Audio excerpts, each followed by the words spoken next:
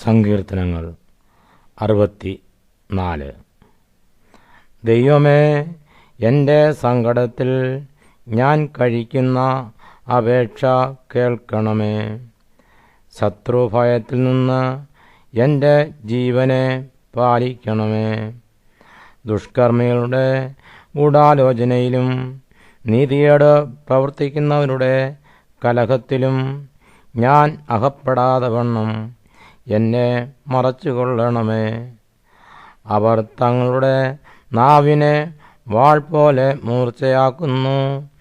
നിഷ്കളങ്കനെ ഒളിച്ചിരുന്ന് എയ്യേണ്ടതിന് അവർ കൈപ്പുള്ള വാക്കായ അസ്ത്രം തൊടുക്കുകയും ശങ്കിക്കാതെ പെട്ടെന്ന് അവനെ എയ്തുകളയുകയും ചെയ്യുന്നു.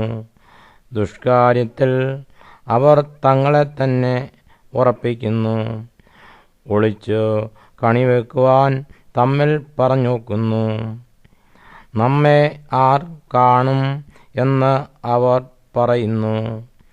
അവർ ദ്രോഹസൂത്രങ്ങളെ കണ്ടുപിടിക്കുന്നു.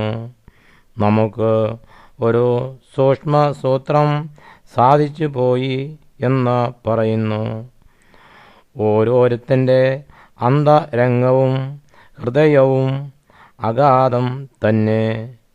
എന്നാൽ ദൈവം അവരെ എയ്യും.